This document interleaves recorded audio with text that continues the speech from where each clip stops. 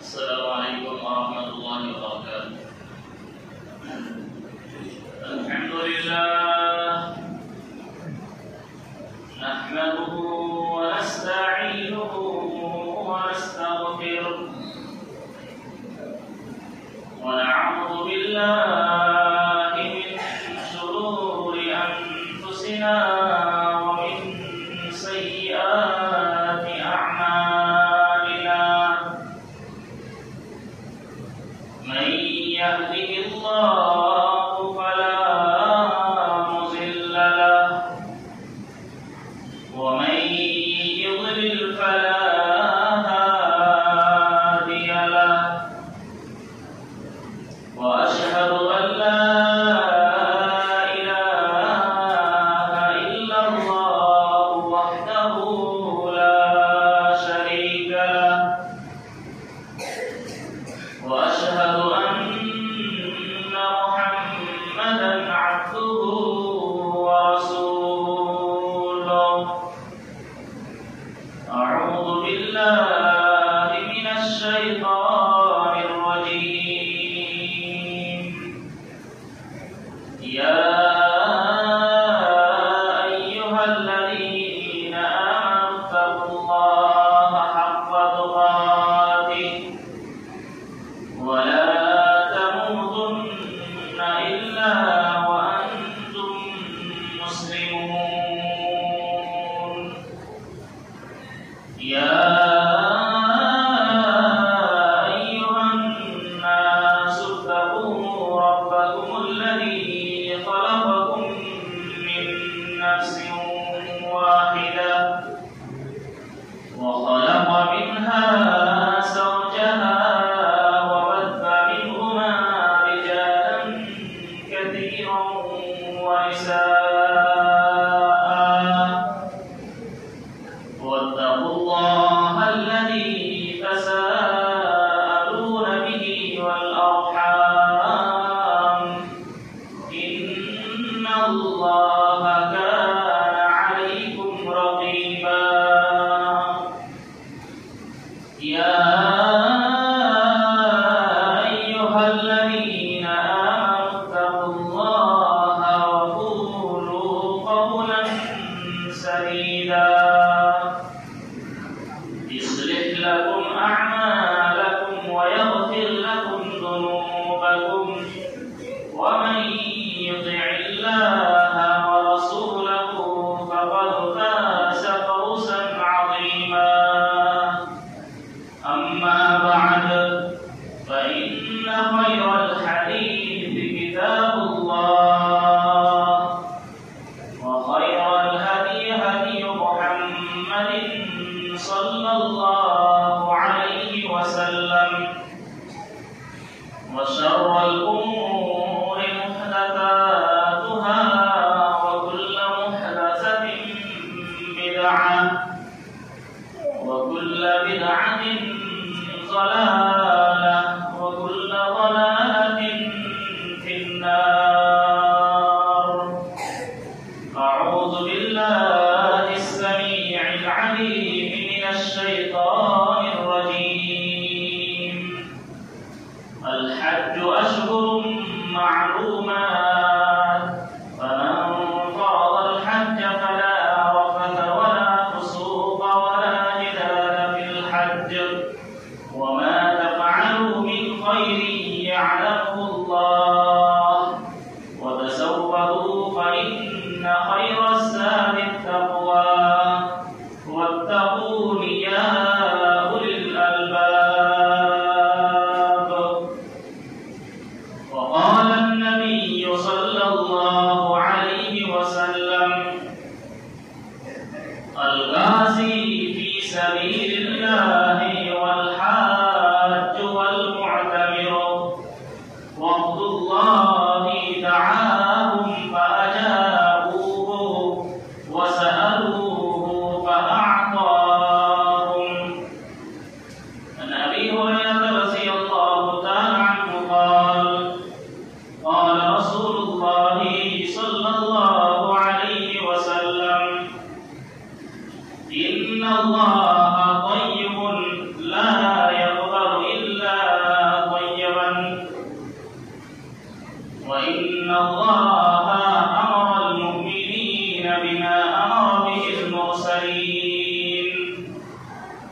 ثم ذكر الرجل يطيل السفر أشعث أغبر يمد يديه إلى السماء يا ربي يا ربي ومطعمه حرام ومشربه حرام وملبسه حرام وغذي بالحرام فأنى يستجاب لذلك।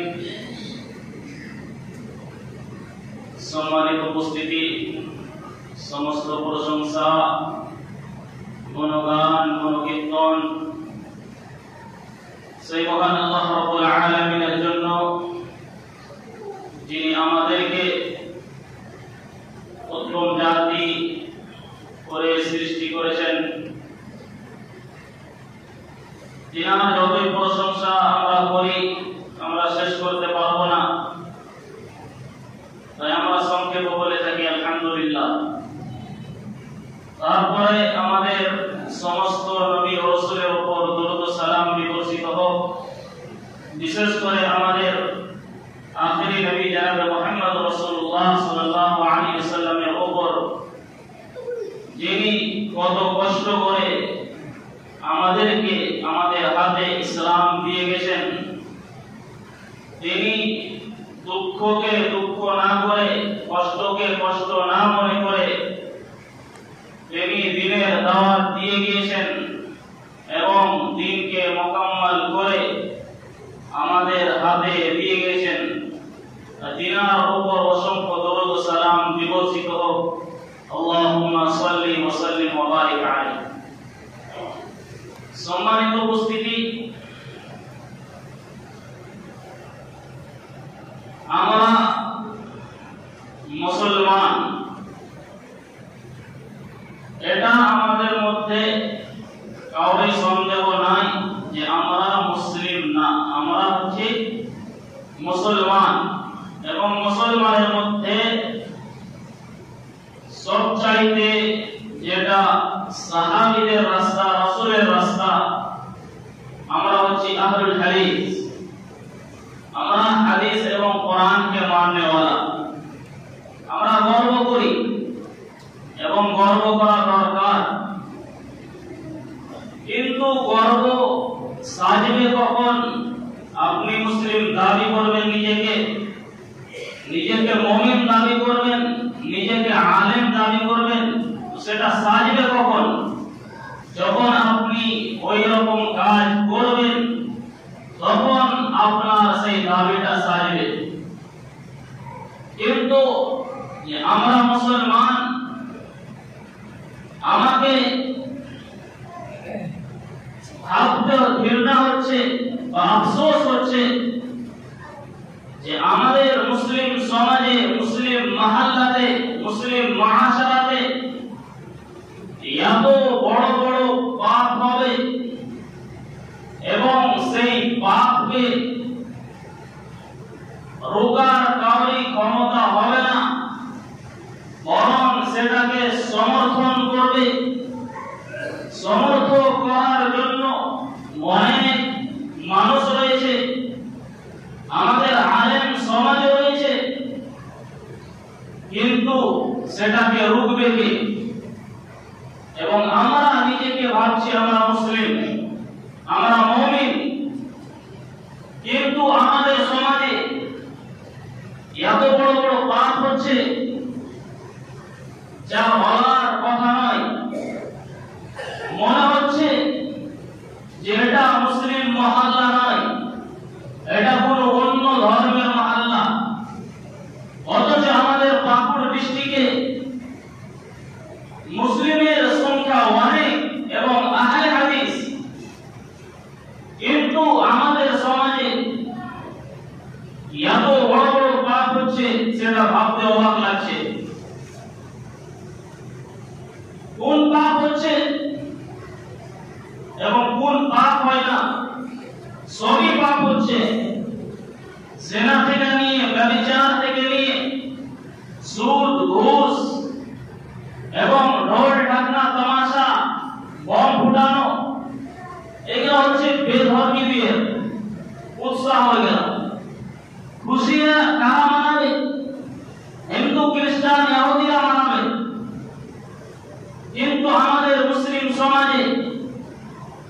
এমন ভাবে সেটা গ্রাস করে ফেলেছে, মনে হচ্ছে এটা মুসলিম মহল্লা নয়। ভাবতে আফসোস লাগে এবং আফসোস করি যে আমরা কোন জায়গাতে বসবাস করছি, যে আমরা এক অপরের যেটা চোখের হক, যে হকটাকে আমরা অন্যজনের হককে আমরা বাতিল করে দিচ্ছি। আমরা একটা দুটা পর্যন্ত আমরা রং তামাশা এবং বম পাটাকে ফুটিয়ে যাচ্ছি এবং আচানক হঠাৎ মানুষের দিন ভেঙে যাচ্ছে। পাপের বোঝা কে টানবে? কে টানবে পাপের বোঝা? কাল কিয়ামতের দিন আপনাকে টানতে হবে। এবং যেই মানুষটা আপনার হাতের দ্বারা, আপনার মুখের দ্বারা, আপনার চরিত্রের দ্বারা আঘাত পেয়ে থাকবে, তার পাপও আপনাকে বহন করতে হবে কাল কিয়ামতের দিন। আপনি কি শরম লজ্জাতে আপনি এত রং তামাশা করেন?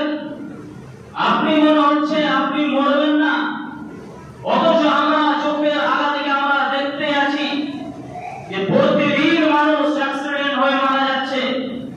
মানুষের কোনখানে কোন জায়গাতে মওত লেখা রয়েছে সেটা কেউ জানে না। তবুও আমরা যে আমরা হঠাৎ আমাদের মৃত্যু চলে আসতে পারে, তো আমরা কিসের এত গর্ব করছি? আমাদের কিসের এত অহংকার? ফেরাউন এসেছিল দুনিয়াতে, কিন্তু ফেরাউন টিকতে পারেনি। ফেরাউন দুনিয়া ছেড়ে চলে গেছে। হারুন নমরুদ টিকতে পারেনি, চলে গেছে। আপনার কিসের এত অহংকার, কিসের এত ফখর যে আপনি এত ফুজুল খরচি করে এবং এত রং তামাশা করে আপনি দিনের প্রতি আপনি দিনকে, দিন ইসলামকে আপনি বদনাম করছেন। আর আমরা ভাবছি আমাকে পিটছে এবং আমাদের ইসলামকে বদনাম করছে। বদনাম করছি আমরা ইসলামকে, বদনাম করছি আমরা ইসলামকে। সুফি হাজার বদনাম করছে ইসলামকে, আমাদের মুসলিম সমাজ ইসলামকে বদনাম করছে। কিন্তু আমরা ভাবি না যে আমাদেরকে একদিন মরতে হবে। রোজ আমরা দেখে আসছি মানুষের হঠাৎ হঠাৎ মৃত্যু হয়ে যাচ্ছে। আপনি তওবা ইস্তেগফার করতে পারবেন না, দুনিয়া থেকে আপনি চলে যাবেন। আপনি কি করে গেলেন দুনিয়া থেকে? আপনি কাউরি কি উপকার করে গেলেন? আপনি ক্ষতি ছাড়া আপনি কিছুই করেন না। আল্লাহ তাআলা বলেছেন যে ইন্নাল্লাহা ইনদাহু ইলমুস সাআহ, কিয়ামতের ইলম আল্লাহ তাআলার হাতে রয়েছে। আল্লাহ তাআলা ছাড়া কখন কিয়ামত ঘটিত হবে কেউ জানে না। ইন্নাল্লাহা ইনদাহু ইলমুস সাআহ ওয়া ইউনাজ্জিলুল গায়থ, কখন পানি বর্ষণ হবে, কখন বৃষ্টি হবে, এটা কেউ জানে না আল্লাহ ছাড়া। ওয়া ইউনাজ্জিলুল গায়থ ওয়া ইয়া'লামু মা ফিল আরহাম, মায়ের পেটে কি সন্তান রয়েছে এটা কেউ বলতে পারে না আল্লাহ ছাড়া। ওয়া ইউনাজ্জিলুল গায়থ ওয়া ইয়া'লামু মা ফিল আরহাম ওয়া মা তাদরি নাফসুন মাযা তাকসিবু গাদা, আপনি কাল কি খাবেন, কি কামাবেন, কত টাকা ইনকাম করবেন, এটা কেউ জানে না আল্লাহ তাআলা ছাড়া। ওয়া মা তাদরি নাফসুন বিআইয়ি আরদিন তামুত, আপনি কোন জমিনে মরবেন, কোন জায়গাতে মরবেন। উড়িষ্যাতে আপনি অ্যাক্সিডেন্ট হয়ে মারা যাবেন, বোম্বাই অ্যাক্সিডেন্ট হয়ে মারা যাবেন, আপনি দিল্লিতে আপনি বিল্ডিং থেকে, পাঁচতলা বিল্ডিং থেকে মারা যাবেন, এটা কেউ জানে না আল্লাহ তাআলা ছাড়া। কিন্তু আমরা মুসলিম সমাজ, আমাদের এত গর্ব কিসের? আমাদের ঠ্যাস লেগে পড়ে হঠাৎ আমাদের মৃত্যু হয়ে যেতে পারে, কেন আমরা সজাগ হয়ে মুসলিম সমাজ? আমাদের কিসের এত অহংকার, কিসের এত আপনাদের দাপট? আমি বুঝতে পারি না। সম্মানিত উপস্থিতি, আমার বিষয়বস্তু হচ্ছে গত সপ্তাহে হজ সম্পর্কে আমি ফতোয়া দিয়েছিলাম, কিন্তু এই কিছু পয়েন্ট আপনি বললাম আমরা সজাগ হয়ে যাই। আমরা এত রং তামাশা না করে সিম্পল যেটা শরীয়ত অনুযায়ী আমরা কাজ করে এই দুনিয়া থেকে বিদায় নিব। ইনশাআল্লাহ আল্লাহ তাআলা যেন আমাদেরকে তৌফিক দেয়, আল্লাহুম্মা আমিন। সম্মানিত উপস্থিতি, হজ সম্পর্কে বলছিলাম, হজের ফজিলত সম্পর্কে বলতে বলতে টাইম শেষ হয়ে গিয়েছিল। যেই 5টি শর্ত রয়েছে, যে 5টি শর্ত না হলে এক মুসলিমের উপরে হজ ফরজ হয় না।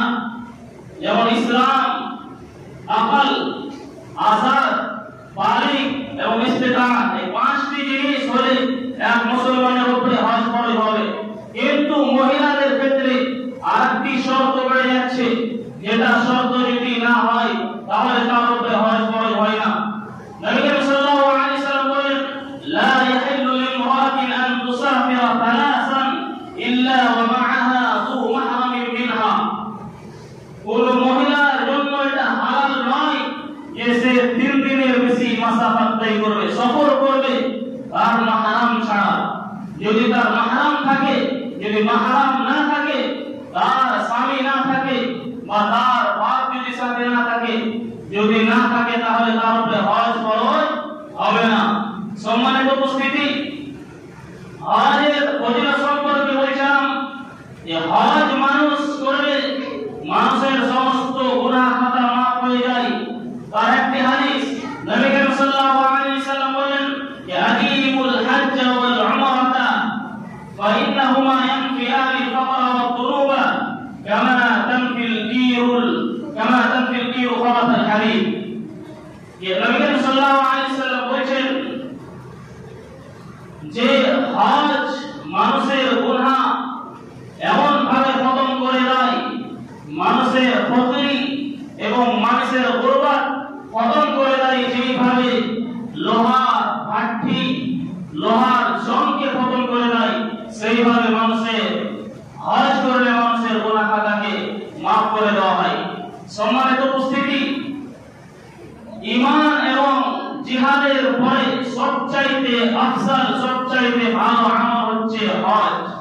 নবী সাল্লাল্লাহু আলাইহি ওয়াসাল্লাম বলেন, নবী আবু হুরায়রা রাদিয়াল্লাহু তাআলা আনহু বর্ণিত, নবী সাল্লাল্লাহু আলাইহি ওয়াসাল্লামকে জিজ্ঞাসা করা হলো যে সবচাইতে আফজল আমল কোনটা? নবী সাল্লাল্লাহু আলাইহি ওয়াসাল্লাম বলেন, ঈমানু বিল্লাহি ওয়া রাসূলিহি, যে আল্লাহ তাআলার উপরে ঈমান নিয়ে আসা এবং রাসূলের উপরে ঈমান নিয়ে আসা। জিজ্ঞাসা করা হলো তারপরে কোনটা আমল? নবী সাল্লাল্লাহু আলাইহি ওয়াসাল্লাম বলেন, জিহাদুন ফি সাবিলিল্লাহ, আল্লাহ তাআলার রাস্তায় জিহাদ করা। জিজ্ঞাসা করা হলো তারপরে কোনটা আমল? নবী সাল্লাল্লাহু আলাইহি ওয়াসাল্লাম বলেন, আল হজ্জু মাবরুর, হজ্জ মাবরুর। এটা হজ, তারপরে হজের নম্বর আসছে, সবচেয়ে আফজল আমল হচ্ছে হজ, সবচেয়ে আফজল জিহাদ হচ্ছে হজ।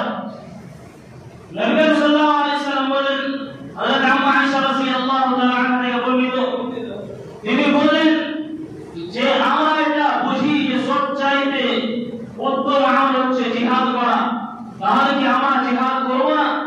নবী সাল্লাল্লাহু আলাইহি ওয়াসাল্লাম বলেন, লাকিন আফজালুল জিহাদি হজ্জুন মাবরুরুন, কিন্তু হজ্জে মাবরুর হচ্ছে জিহাদ, হজ্জে মাবরুরটাই হচ্ছে জিহাদ। তাহলে আমরা বুঝতে পারলাম যে হজ করা হচ্ছে জিহাদের সমতুল্য। সম্মানিত উপস্থিতি, তারপরে হজ যারা কমজোর, যারা লাচার এবং মহিলাদের জন্য হজ উমরা হচ্ছে জিহাদের সমতুল্য। নবী সাল্লাল্লাহু আলাইহি ওয়াসাল্লাম বলেন, জিহাদুল কাবীর ওয়াজ যাঈফ ওয়াল মারাতি আল হজ্জ ওয়াল উমরা।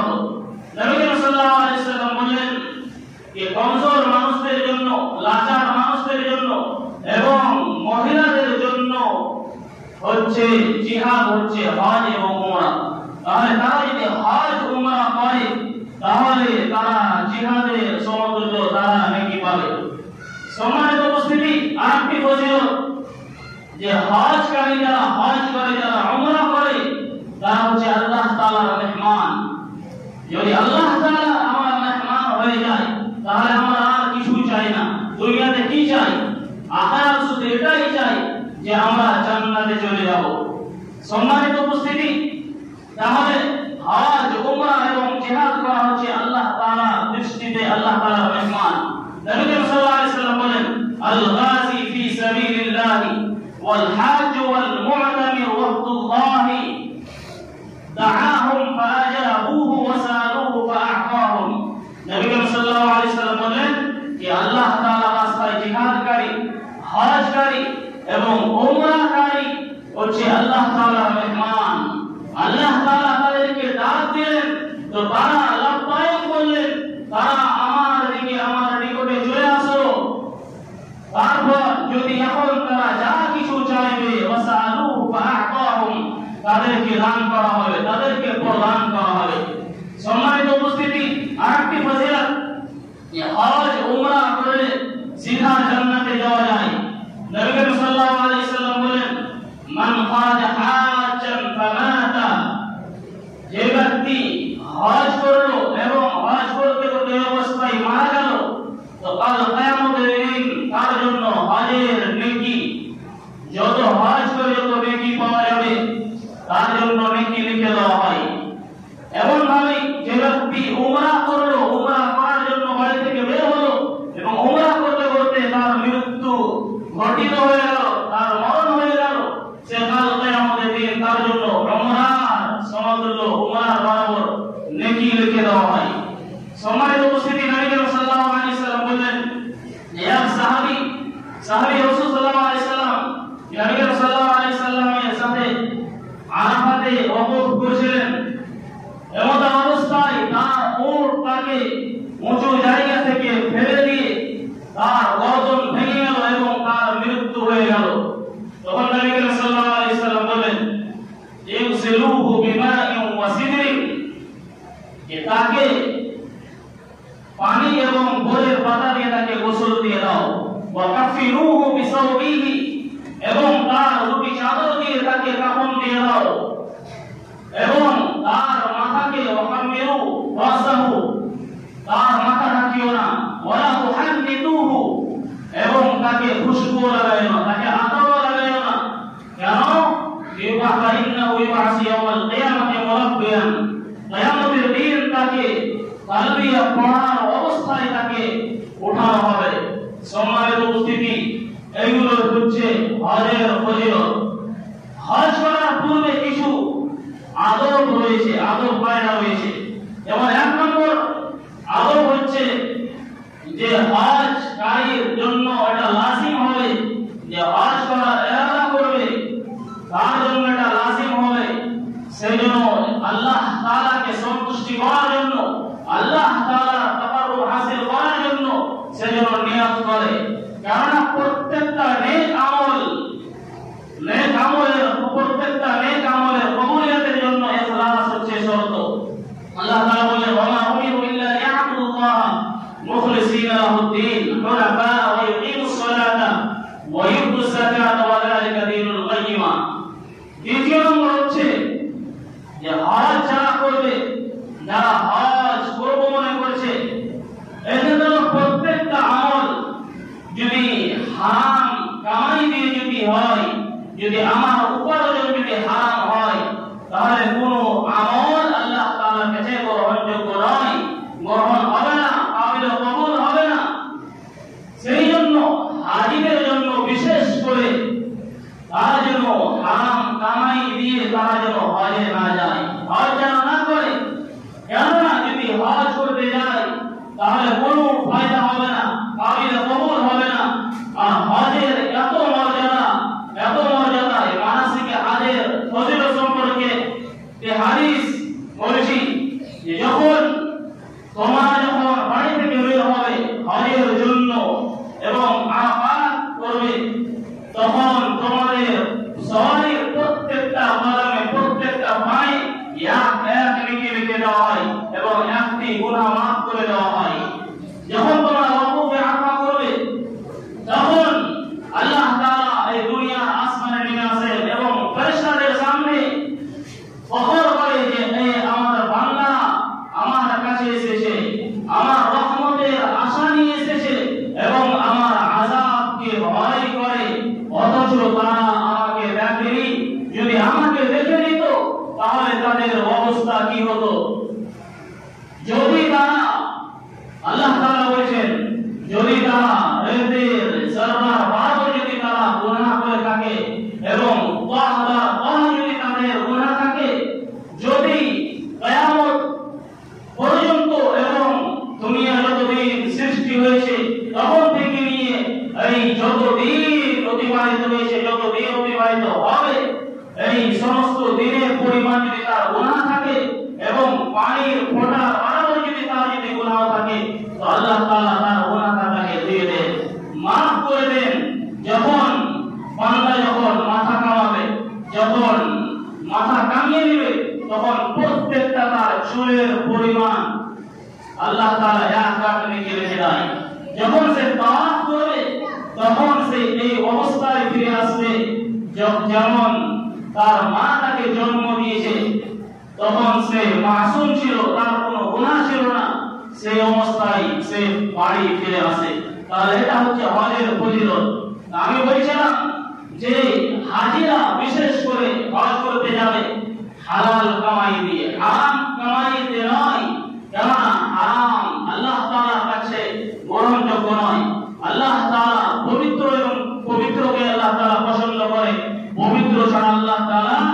কোনো জিনিস কোনো আমল কবুল করে না।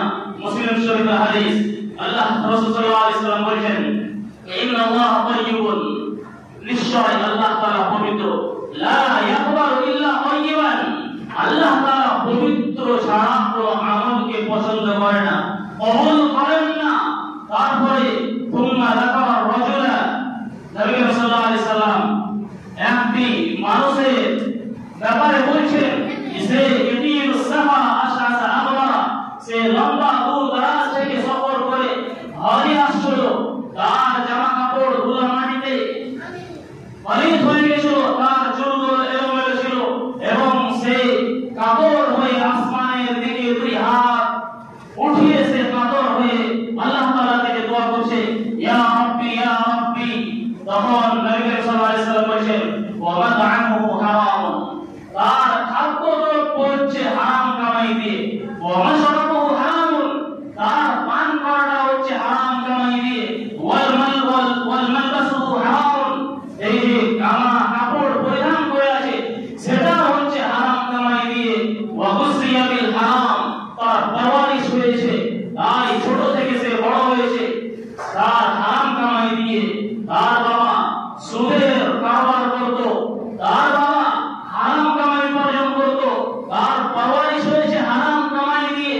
তাহলে ফান্না ইস্তায়াবু লিযালিকা, তার দোয়া কেমন করে আল্লাহ তাআলার কাছে গ্রহণযোগ্য হবে?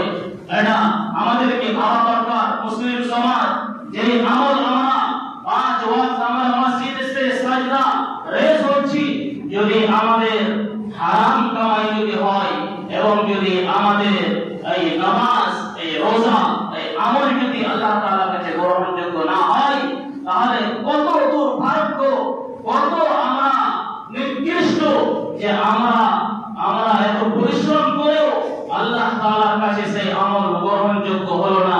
তাহলে আমাদের মতো আর কেউ পৃথিবীতে হতভাগা হতে পারে না। সম্মানিত উপস্থিতি, তাহলে আমাদেরকে সব সময় হারাম হালাল তামিজ করে দুনিয়াতে চলতে হবে। যেটা হারাম, যেখানে হারাম রয়েছে সেটাকে বর্জন করতে হবে, যেখানে হারাম সেটাকে বর্জন করতে হবে এবং হারাম কামাই বর্জন করে দুনিয়াতে বসবাস করতে হবে। এতে আপনার আমার পরিত্রাণ রয়েছে, নাজাত রয়েছে। কারণ কাল কিয়ামতের দিন যদি আমার আমলনামা খাতা যদি শূন্য থাকে এবং আল্লাহ তাআলার কাছে কোনো আমল যদি গ্রহণযোগ্য না হয়, তাহলে আমার আপনার মতো কেউ কাল কিয়ামতের দিন হতভাগা হতে পারে না। সম্মানিত উপস্থিতি, যখন কোনো বান্দা কবিরা গুনাহ করে, যখন কোনো বান্দা কবিরা গুনাহতে মুলব্বিস হয়, যখন কোনো বান্দা কবিরা গুনাহ করে, তখন তার ঈমান মাথা থেকে উপরে উঠে যায়, বেরিয়ে যায় তার ঈমান, এবং যখন সে তওবা করে নেয় আবার, তখন তার ঈমান আবার ফিরে চলে আসে। তাহলে আমরা কত কবিরা গুনাহ করছি, কত গুনাহ করেছি এবং আমরা আমাদের তৌফিক হয় না যে আমরা আল্লাহ তাআলার কাছে তওবা ইস্তিগফার করে নিই এবং আল্লাহ তাআলা রাস্তায় আমরা আল্লাহ তাআলা সিরাত মুস্তাকিম, যেটা ইসলাম, যেটা দিন রয়েছে, তার উপর আমরা গামছা হয়ে যাই, এটা আমাদের তৌফিক হয় না।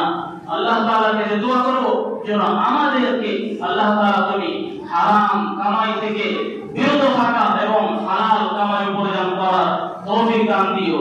তৃতীয় নম্বর আমল হচ্ছে যে হজ করতে যাবে হাজি, তার জন্য এটা জরুরি যে সে যেন সবারই কাছে মাপ চেয়ে নাই। তকওয়াল ইবাদত, কারণ আল্লাহ তাআলা কখনো মাফ করবেন না।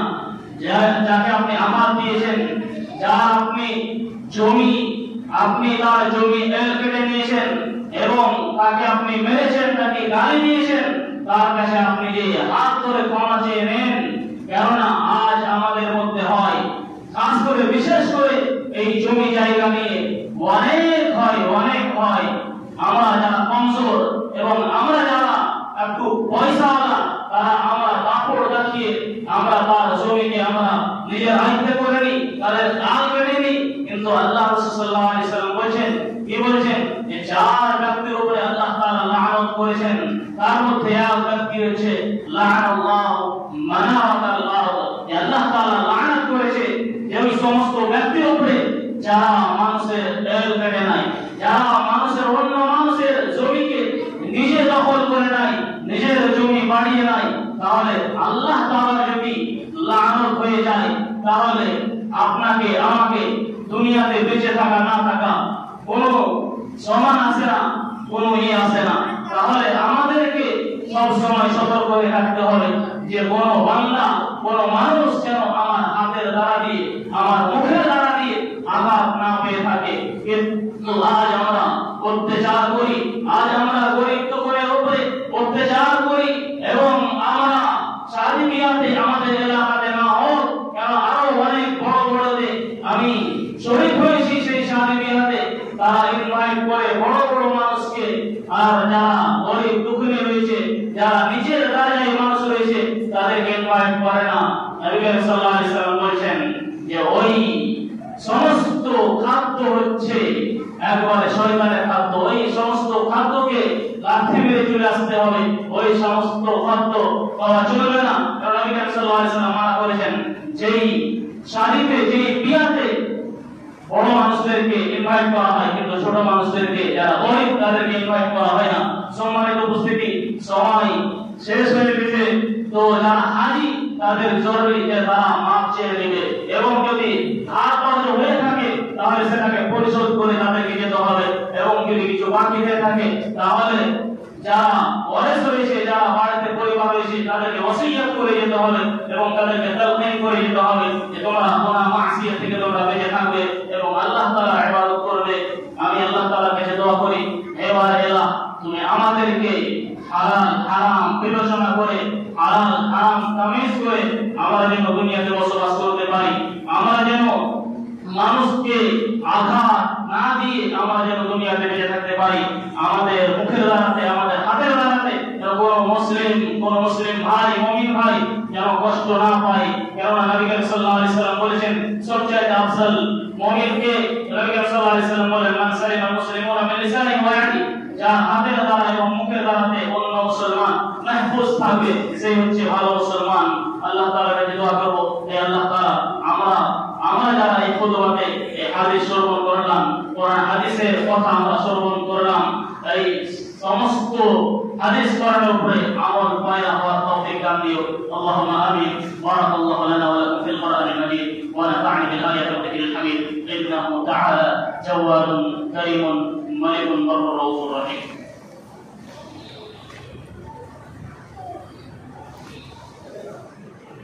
إن الحمد لله نحمده ونستعينه ونستغفره ونعوذ بالله من شرور أنفسنا ومن سيئات أعمالنا، من يهده الله فلا مضل له ومن يضلل فلا هادي له، وأشهد أن لا إله إلا الله وحده لا شريك له، وأشهد أن محمدا عبده ورسوله.